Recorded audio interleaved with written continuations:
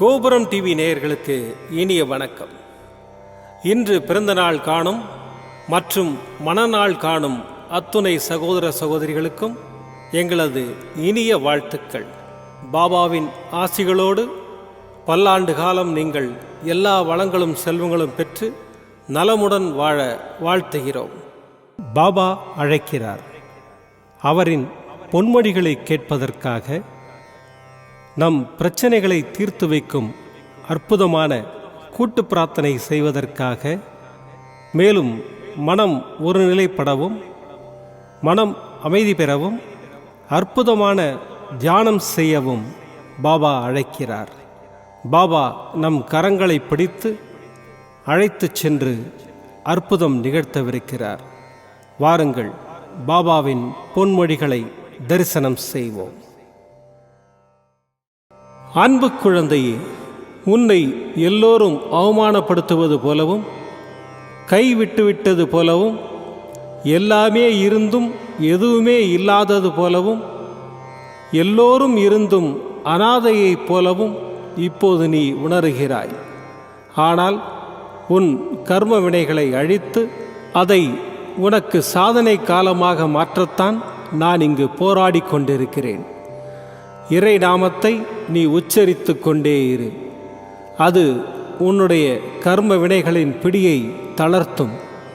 எந்த நேரத்திலும் கஷ்டத்திலும் நீ நம்பிக்கையை இழக்காமல் இருப்பாயானால் உனது கர்ம வினைகளில் உள்ள தீய பலன்கள் பனிபோல் உருகி கரை வைத்து கொண்டிருக்கும் என் நிலைகளை உணர்வாய். வாழ்க்கையில் நீ பயணிக்கும் வழியில் என் துணை நிச்சயம் இருக்கும். சகல சௌபாகியமும் பெற்று சீரும் சிறப்புமாய் நீ வாழ்வாய்.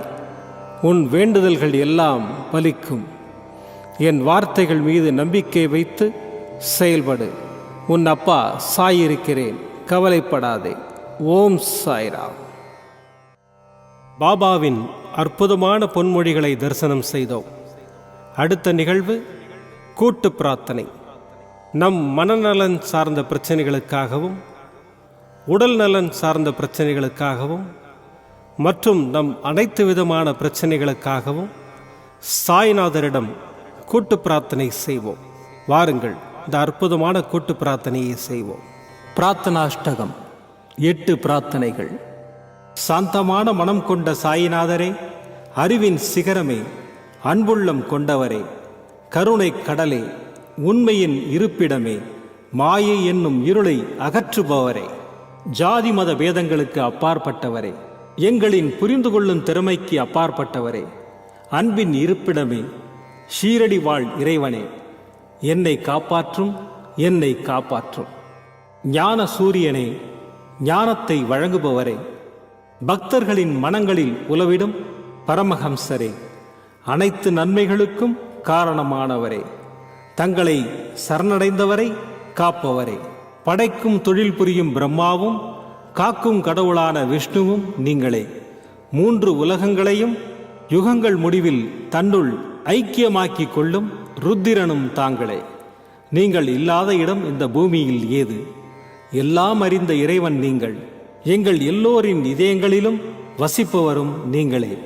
எனது எல்லா குற்றங்களையும் மன்னிக்க வேண்டும் என்று வேண்டி கேட்டுக்கொள்ளுகின்றேன். அலை அலையாய் தொடர்ந்து வரும் சந்தேகங்களையும் மனமயக்கங்களையும் போக்குவீராக. நீங்கள் கோமாதா, நான் பிறந்த இளங்கன்று. நீங்கள் சந்திரன், நான் சந்திரகாந்த கல். தங்கள் பாதங்கள் கங்கை நதி. பணிவுடன் இந்த தாசன் உங்கள் பாதங்களில் தலை வணங்குகிறேன். உங்கள் கைகளை என் தலைமீது வைத்து ஆசை கூறுங்கள். என் கவலைகளும் துன்பங்களும் பறந்தோடட்டும். இந்த கணு தங்களின் தாசன். இந்த 8 துதிகளையும் கூறி நான் உங்களை சாஷ்டாங்கமாக நமஸ்கரிக்கின்றேன். எனது பாவங்கள், துன்பங்கள் மற்றும் ஏழ்மை நிலை இவை யாவும் உடனடியாக விலகி ஓடட்டும். ஓம் சாய்ராம், ஓம் சாய்ராம், ஓம் சாய்ராம். அற்புதமாக கூட்டு பிரார்த்தனை செய்தோம். பாபா நம்முடைய கோரிக்கையை ஏற்று நிச்சயமாக நமக்கு அற்புதங்களை செய்வார் என்பது சத்தியம். இனி கண்களை மூடி பாபாவை மனதில் நிறுத்தி பாபாவின் அற்புதமான சக்தி வாய்ந்த மந்திரத்தை அனுபவிப்போம். ஓம் शिरडीवासाय विद्महे सच्चिदानन्दाय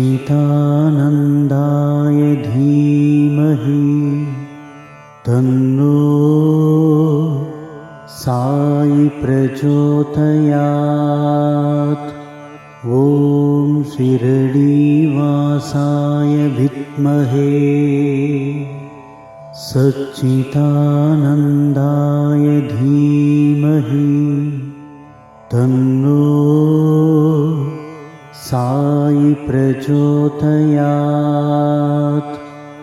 ओम शिरडीवासाय विद्महे सच्चिदानन्दाय धीमहि तन्नो साई प्रचोदयात्. ओम शिरडीवासाय विद्महे सच्चिदानन्दाय धीमहि तन्नो साई प्रचोदयात्. ओम शिरडीवासाय विद्महे सच्चिदानन्दाय धीमहि तन्नो साई प्रचोदयात्. ओम शिरडीवासाय विद्महे सच्चिदानन्दाय धीमहि तन्नो साई प्रचोदयात्. ओम शिरडीवासाय विद्महे सच्चिदानन्दाय धीमहि तन्नो साई प्रचोदयात्. ओम शिरडीवासाय विद्महे सच्चिदानन्दाय धीमहि तन्नो साई प्रचोदयात्. ओम शिरडीवासाय विद्महे सच्चिदानन्दाय धीमहि तन्नो साई प्रचोदयात्. ओम शिरडीवासाय विद्महे सच्चिदानन्दाय धीमहि तन्नो साई प्रचोदयात्. ओम शिरडीवासाय विद्महे सच्चिदानन्दाय धीमहि तन्नो साई प्रचोदयात्. ओम शिरडीवासाय विद्महे सच्चिदानन्दाय धीमहि तन्नो साई प्रचोदयात्. ओम शिरडीवासाय विद्महे सच्चिदानन्दाय धीमहि तन्नो साई प्रचोदयात्. ओम शिरडीवासाय विद्महे सच्चिदानन्दाय धीमहि तन्नो साई प्रचोदयात्. ओम शिरडीवासाय विद्महे सच्चिदानन्दाय धीमहि तन्नो साई प्रचोदयात्। ॐ शिरडीवासाय विद्महे सच्चिदानन्दाय धीमहि तन्नो साई प्रचोदयात्। ॐ शिरडीवासाय विद्महे सच्चिदानन्दाय धीमहि तन्नो साई प्रचोदयात्। ॐ शिरडीवासाय विद्महे सच्चिदानन्दाय धीमहि तन्नो साई प्रचोदयात्। ॐ शिरडीवासाय विद्महे सच्चिदानन्दाय धीमहि तन्नो साई प्रचोदयात्। ॐ शिरडीवासाय विद्महे सच्चिदानन्दाय धीमहि तन्नो साई प्रचोदयात्। ॐ शिरडीवासाय विद्महे सच्चिदानन्दाय धीमहि तन्नो साई प्रचोदयात्। ॐ शिरडीवासाय विद्महे सच्चिदानन्दाय धीमहि तन्नो साई प्रचोदयात्। ॐ शिरडीवासाय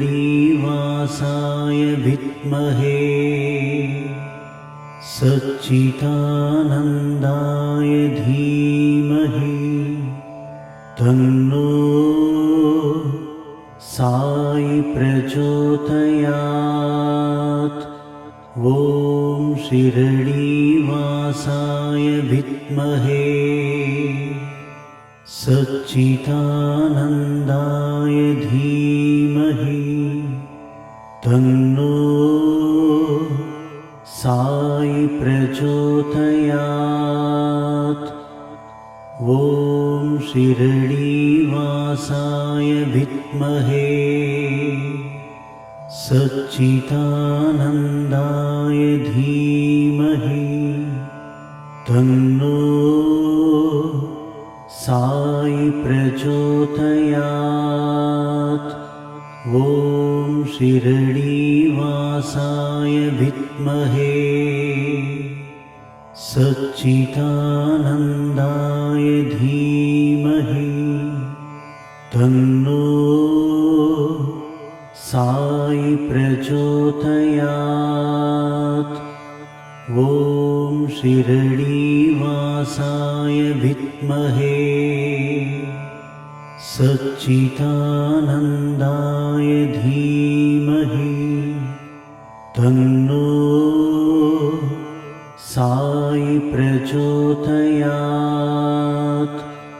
ॐ शिरडीवासाय विद्महे